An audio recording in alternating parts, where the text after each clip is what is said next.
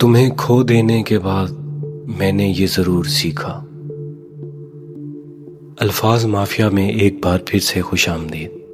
کچھ محبتیں اظہار کی محتاج نہیں ہوتی، وہ خاموش رہ کر بھی اپنی شدت کا احساس دلاتی ہیں۔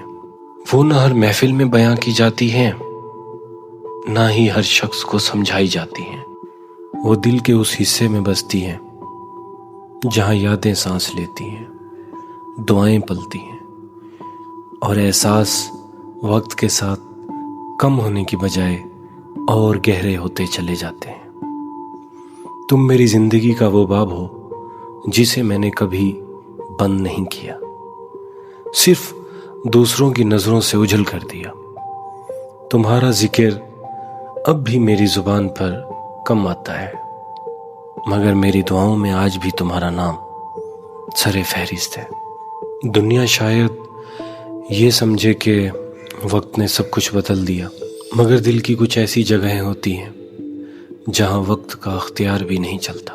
میں نے تمہیں بھلانے کی بہت کوشش کی، خود کو مصروف رکھا، نئے لوگوں سے ملا، نئی راہوں پر چلا، مگر ہر سفر کے آخر میں احساس یہی ہوا، کچھ لوگ یاد نہیں آتے، وہ دل میں رہتے ہیں، انہیں بھلایا نہیں جاتا، صرف ان کے ساتھ ہی جینے کا طریقہ سیکھ لیا جاتا ہے۔ تمہیں کھونے کے بعد میں نے یہ ضرور سیکھا، ہر محبت کا انجام وصال نہیں ہوتا۔ کچھ محبتیں انسان کو ملنے کے لیے نہیں، بدلنے کے لیے آتی۔